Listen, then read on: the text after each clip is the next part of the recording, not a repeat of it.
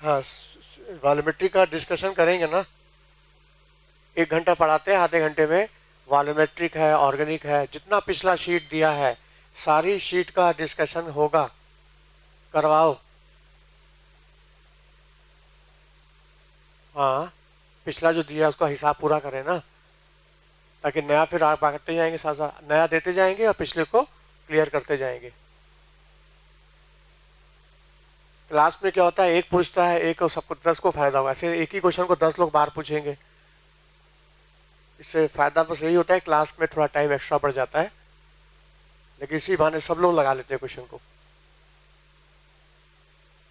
तो पहले 1 घंटा पढ़ा के थोड़ा सा कोर्स को आगे बढ़ाते जाए और फिर डिस्कशन। हाँ, केमिकल इक्विलिब्रिया, ये फिजिकल केमिस्ट्री का दूसरा पार्ट है, समझ लो। पूरी फिजिकल केमिस्ट्री 2 लॉ पे आधारित है। जितने भी स्टॉकियोमेट्रिक प्रॉब्लम्स हैं वो सब 2 लॉ पे आधारित हैं, लॉ ऑफ इक्विवेलेंस और लॉ ऑफ मास एक्शन। अभी तक हम लोग लॉ ऑफ इक्विवेलेंस देख रहे थे और अब देखेंगे लॉ ऑफ मास एक्शन, क्योंकि लॉ ऑफ इक्विवेलेंस कंसेप्ट लगता है इरिवर्सिबल रिएक्शन में, जो केवल एक दिशा में होता है, और लॉ ऑफ मास एक्शन लगता है रिवर्सिबल रिएक्शन में। अच्छा, लेकिन ये चैप्टर पढ़ने का मेरा पर्पज क्या है, आखिर हम ये चैप्टर क्यों पढ़ रहे हैं? इस चैप्टर को पढ़ने से हमको फायदा क्या होगा? फायदा होगा कि हमें किसी रिएक्शन का यील्ड पता चल जाएगी, किसी रिएक्शन में कितना प्रोडक्शन होता है, कितना प्रोडक्ट बनता है, वो रिएक्शन कितना फॉरवर्ड जाएगा, कितना प्रोडक्ट बनाएगा, उसकी यील्ड क्या होगी, ये जानकारी होती है हमको केमिकल इक्विलिब्रियम से। और केमिकल काइनेटिक्स बंद कर दो। हाँ, केमिकल काइनेटिक्स बताता है रेट के बारे में, और थर्मोडायनेमिक्स बताता है कि रिएक्शन होगा कि नहीं होगा, फिजिबल है कि नहीं है। जिस रिएक्शन का delta G negative, reaction feasible होगा, और पॉजिटिव है free energy change, reaction spontaneous नहीं होगा। और जिस रिएक्शन का इक्विलिब्रियम कांस्टेंट के जितना ज़्यादा समझ लेना, वो रिएक्शन उतना ही फॉरवर्ड जाएगा, उसका प्रोडक्ट उतना ज़्यादा बनेगा, प्रोडक्ट में स्टेबिलिटी भी ज़्यादा होगी, और रिएक्टेंट जो होगा वो अनस्टेबल होगा। और जिस रिएक्शन का रेट कांस्टेंट ज़्यादा होगा, वो रिएक्शन का रेट फास्ट होगा, वो जल्दी प्रोडक्ट बनाएगा। तो रेट कांस्टेंट बताता है रेट कि कितना जल्दी प्रोडक्ट बनेगा, और इक्विलिब्रियम कांस्टेंट बताता है कितना प्रोडक्ट बनेगा, रिएक्शन की यील्ड क्या आएगी। बातें मत करो पीछे, नीचे झुक करके, या समझ तक नहीं दिखाई देता, प्लेटफॉर्म इतना ऊंचा है कि सब समझ में आता है। और थर्मोडायनामिक्स बताता है रिएक्शन फिजिबल है कि नहीं है। तो केमिस्ट्री के 3 चैप्टर हमें रिएक्शन के बारे में अलग अलग जानकारी देते हैं। तो इक्विलिब्रियम पढ़ने का मेरा पर्पस हमें रिएक्शन का यील्ड जानना, कितना प्रोडक्ट बनेगा, कितना रिएक्शन फॉरवर्ड जाएगा, कितना दूर तक जाएगा रिएक्शन। नोट करो, chemical equilibrium give answer how far reaction would go. Chemical equilibrium gave answer how far reaction would go. How far reaction would go. That is, how much product will be formed at equilibrium. Chemical equilibrium gave answer how far reaction would go. वो reaction कितना दूर तक जाएगा, कितना product बनाएगा। That is how much product will be form at equilibria.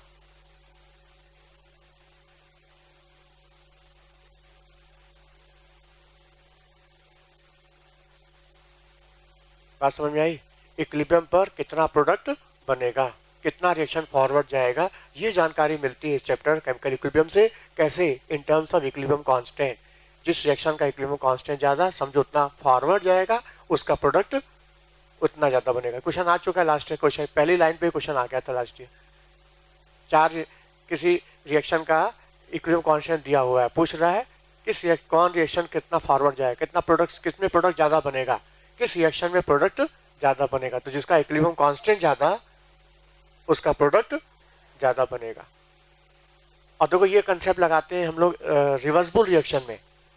तो पहले हमको कोई प्रॉब्लम मेरे सामने आए तो पहले ये पहचानना पड़ेगा कि ये प्रॉब्लम का जो रिएक्शन है वो रिवर्सिबल है कि जब तक हम रिएक्शन को पहचानेंगे नहीं तब तक ये सारा कंसेप्ट लगाएंगे नहीं। तो पहला काम हम रिएक्शन को पहचाने कि मेरा रिएक्शन इरिवर्सिबल है कि रिवर्सिबल। तो अंतर क्या है इरिवर्सिबल और रिवर्सिबल में? नोट करो, difference between irreversible and reversible reaction.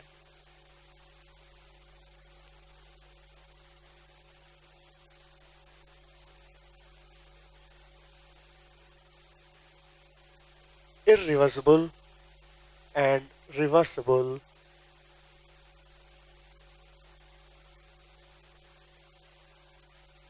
Reaction. क्या अंतर है इरिवर्सिबल और रिवर्सिबल में? पहला डिफरेंस है कि जो इरिवर्सिबल रिएक्शन होगा वो केवल वन डायरेक्शन चलेगा, एक दिशा में चलेगा, वन डायरेक्शन में, जबकि रिवर्सिबल दोनों दिशा में, फॉरवर्ड भी और बैकवर्ड भी। irreversible reaction occur in one direction,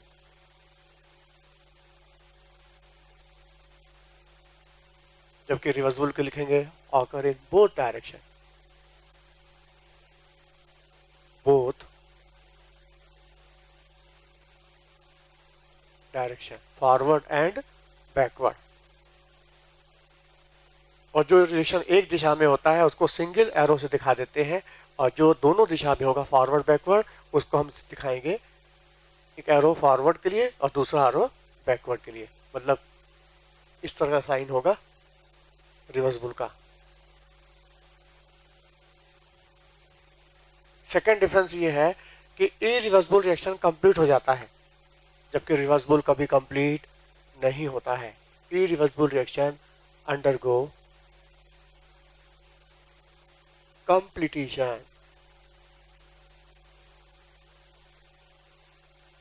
उसके रिएक्टेंट कंप्लीटली कंज्यूम हो जाते हैं।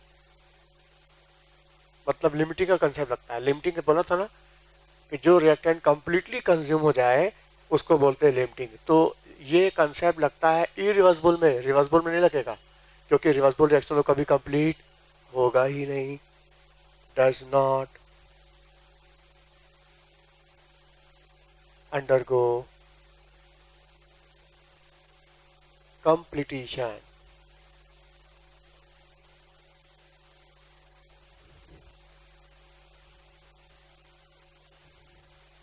अच्छा, तो विचार करो नेचर में कौन से रिएक्शंस हैं जो केवल एक दिशा में होते हैं और कौन से रिएक्शन दोनों दिशा में होते हैं, फॉरवर्ड एंड बैकवर्ड। यदि हम इरिवर्सिबल रिएक्शन की बात करें तो इसके कई एग्जांपल हमारे नेचर में है, जैसे बम ब्लास्ट।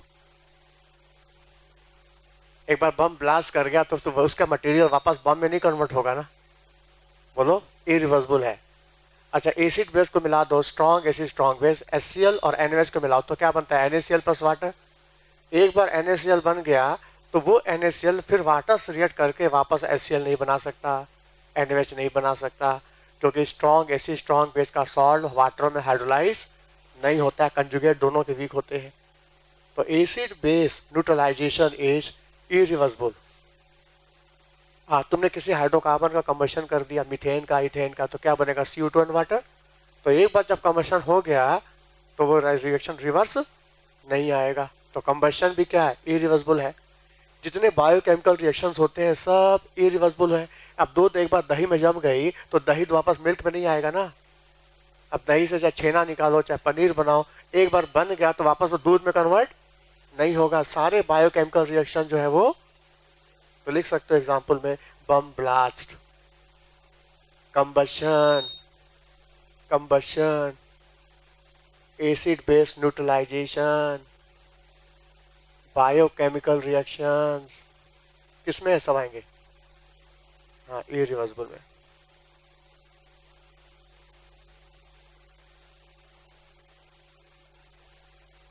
ठीक है, bomb blast, combustion, acid base neutralization, biochemical reactions,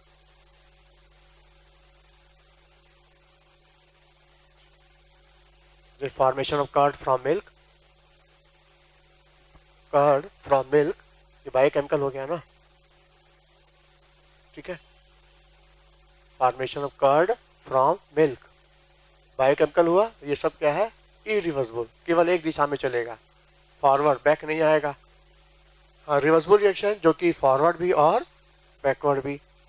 तो जैसे PCl5 का टूटना PCl3 क्लोरीन में, ठीक है, तो क्लोरीन और PCl3 फिर मिलकर PCl5 में आ जाएंगे वापस। क्यों आ जाएंगे? क्योंकि फास्फोरस का +5 स्टेबल है। तुमने PCl5 को तोड़ा तो तोड़ने पर, हीट करने पर PCl3 में टूट गया, क्लोरीन में टूट गया, लेकिन क्या PCl3 स्टेबल है? फास्फोरस का तो +5 स्टेबल है, तो वो PCl3 क्लोरीन से फिर रिएक्ट करके PCl5 में आ जाएगा, क्योंकि फास्फोरस को +5 चाहिए और क्लोरीन का नेचर क्या होता है? ऑक्सीडाइजिंग।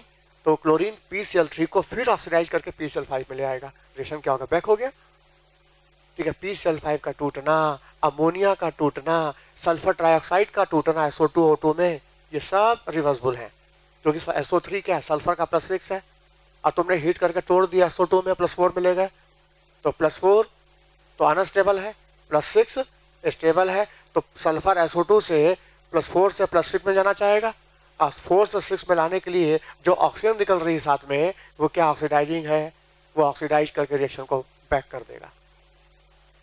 बोलो। अच्छा, और भी है, वाटर का वेपर लिक्विड को वेपर फॉर्म मिला, तो लिक्विड वेपराइज हुआ वेपर में, और वही वेपर कंडेंस हो गया लिक्विड में, है ना। आइस का मेल्ट करना, आइस मेल्ट कर गई वाटर में, और फिर वही वाटर फ्रीज करके फिर आइस में आ गया, तो मतलब फिजिकल इक्विलिब्रियम, केमिकल इक्विलिब्रियम, बहुत सारे नेचर में रिएक्शन रिवर्सिबल है, फॉरवर्ड एंड बैकवर्ड, है कि नहीं? बोलो। हाँ, इरिवर्सिबल रिएक्शन जो होगा लास्ट में रेस्ट हो जाएगा, रेस्टिंग कंडीशन में जाएगा, लेकिन रिवर्सिबल कभी रेस्ट नहीं होगा। At last reaction is rest. Reversible लिखेंगे नॉट रेस्ट। रिवर्सिबल कभी रेस्ट नहीं होगा। अब देखो, इस चैप्टर की एक एक बातें, एक एक कंसेप्ट, एक एक लॉ हमारे ऊपर आधारित है, हमारे पढ़ाई से संबंधित है। हमारा रिएक्शन भी तो रिवर्सिबल है, हम लोग जो पढ़ाई कर रहे हैं, स्टडी कर रहे हैं, ये भी तो रिवर्सिबल है, क्योंकि अगर जब ये रिएक्शन रिवर्सिबल है तो इसका सबस्ट्रेट क्या है, फिर रीजेंट क्या है, कैटलिस्ट क्या है, तो प्रोडक्ट क्या है, बताओ सबस्ट्रेट क्या है।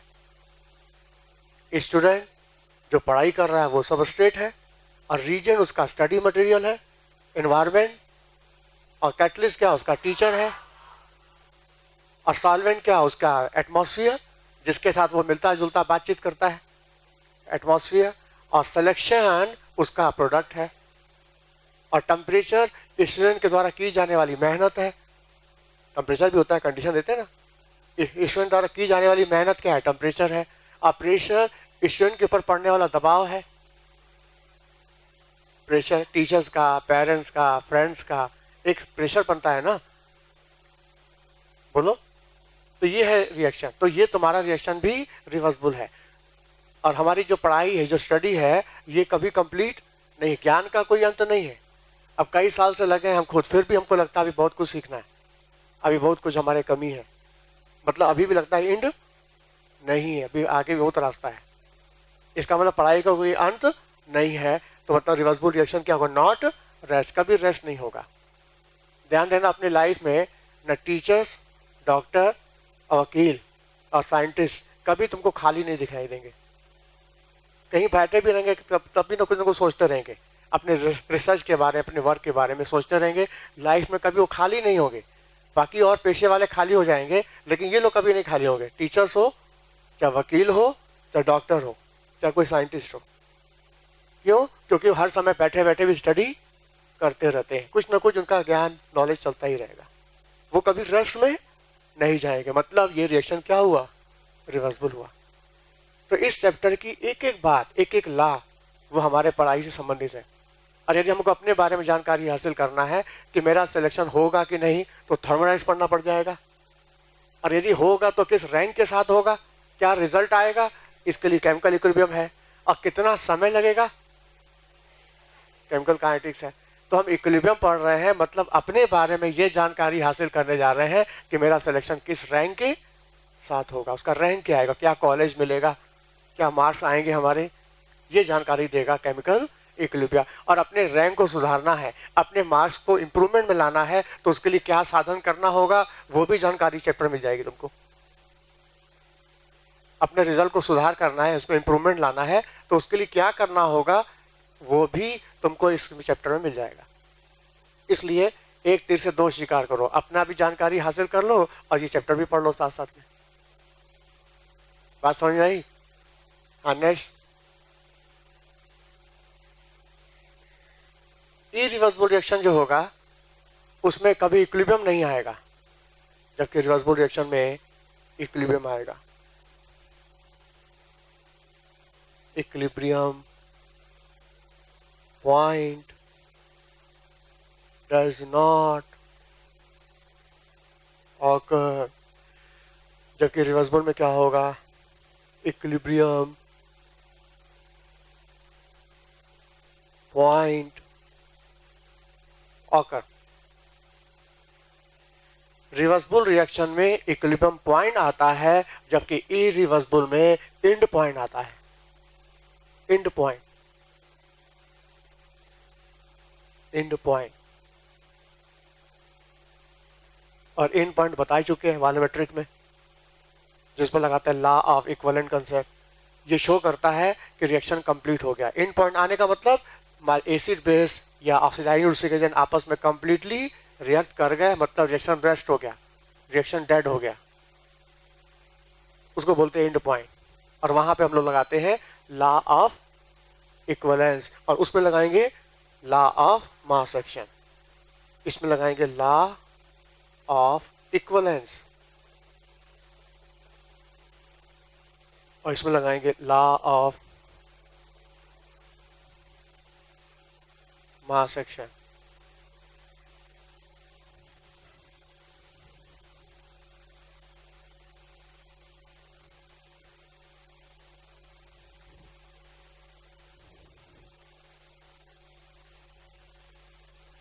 अब हमारे केमिस्ट्री के कई चैप्टर जो हैं जिनके रिएक्शन इरिवर्सिबल होते हैं, तो उन सारे केसेस में हम ये कंसेप्ट लगाते हैं लॉ ऑफ इक्विवेलेंस, जैसे मोल कंसेप्ट, पीओएसी, इडियोमेट्री, वॉल्यूमेट्रिक, उसके बाद electrochemistry, Faraday first law, second law. मतलब जहां जहां रिएक्शन इरिवर्सिबल होगा वहां वहां लॉ ऑफ इक्विवेलेंस कंसेप्ट लगेगा, लेकिन जहां रिएक्शन रिवर्सिबल होगा जैसे लगेगा, जैसे केमिकल इक्विलिब्रिया, आयनिक इक्विलिब्रिया, हाँ, इलेक्ट्रोकेमिस्ट्री में इलेक्ट्रोकेमिकल सेल, गैल्वेनिक सेल, बोलो आता है ना, कंसंट्रेशन सेल, वो सब रिएक्शन क्या है, रिवर्सिबल है, और वहां लगेगा लॉ ऑफ मास एक्शन। तो जहां इरिवर्सिबल दिख जाए आंख मूंद के लगा दो इक्विवेलेंट कंसेप्ट, और जहां रिवर्सिबल दिख जाए वहां लगा दो लॉ ऑफ मास एक्शन। अब इसी दो लॉ को हम पकड़ के बैठे हैं बस, और उसी को पकड़ के एक प्रॉब्लम लगाते हैं। हम अपनी बात बता रहे हैं, हम ज्यादा नहीं सोचेंगे, इसी दो लॉ को पकड़ लेते हैं बस, क्या करता है इसकी कंसेप्ट क्या है, और सारा कंसेप्ट इसको केमिकल में सुना देंगे हम सारा, और आयनिक में इसको यूज करेंगे। केमिकल इक्विलिब्रियम में लगेंगे 7 लेक्चर, और आयनिक में लगेंगे 12 लेक्चर। और आयनिक में कुछ नहीं है, केमिकल वाले जो कंसेप्ट सुनाएंगे ना वो उसको अप्लाई करते जाएंगे, कभी वीक एसिड, कभी वीक बेस, कभी बफर, कभी सॉल्ट की हाइड्रोलिसिस, कभी ये इंडिकेटर, कभी सॉल्युबिलिटी और sparingly soluble salt. Different cases में कंसेप्ट लगाते जाएंगे और आयनिक कंप्लीट हो जाएगा। लेकिन क्या लगाएंगे कंसेप्ट, वो सारा कंसेप्ट तुमको दिया जाएगा पहले ही केमिकल इक्विलिब्रियम में। तो केमिकल इक्विलिब्रियम, आयनिक इक्विलिब्रियम मिला करके देखा जाए तो चैप्टर बहुत बड़ा हो जाता है। फिजिकल केमिस्ट्री का सबसे बड़ा चैप्टर यही है, बाकी सब छोटे छोटे हैं, ये चैप्टर सबसे बड़ा है। केमिकल इक्विलिब्रियम में लगेंगे 7 लेक्चर, आयनिक में लगेंगे 12 lecture.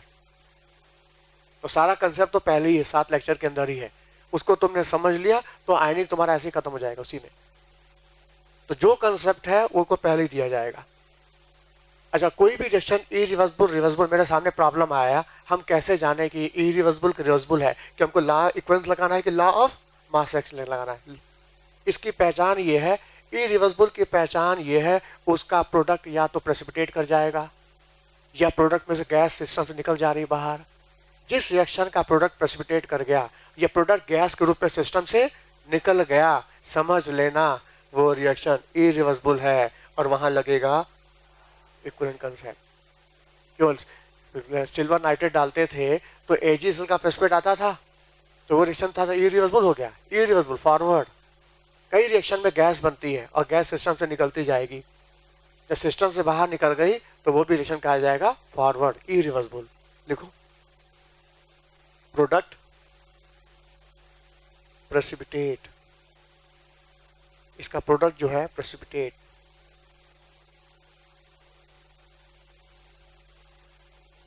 No precipitation.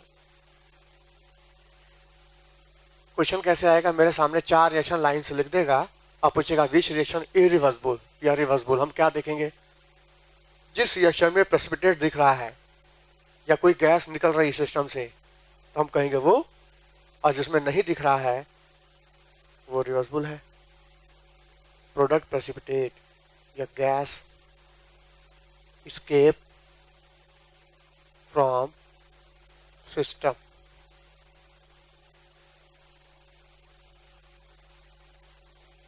no gas evolve।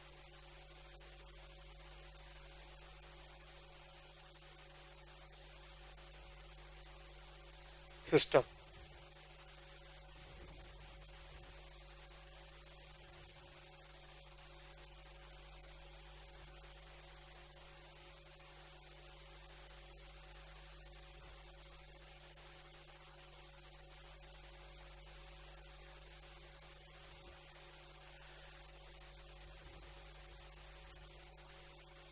हाँ, रिवर्सिबल रिएक्शन इरिवर्सिबल की पहचान ये है कि इसका जो प्रोडक्ट बनता है वो इनर्ट हो जाता है, इनर्ट, और इनर्ट हो जाने से वो दोबारा फिर रिएक्ट नहीं करता, रिएक्शन बैक नहीं आता।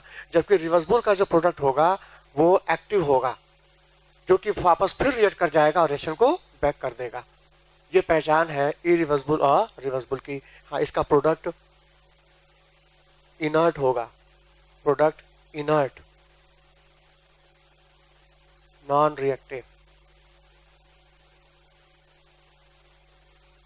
जबकि रिवर्सिबल का प्रोडक्ट जो होगा एक्टिव होगा।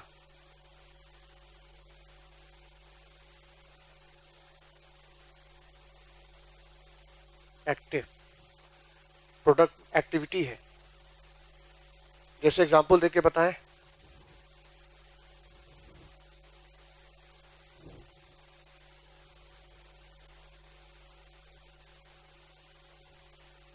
एग्जांपल देके अपनी बात को बताएं हम। जैसे देखो, कैल्शियम कार्बोनेट को हमने हीट किया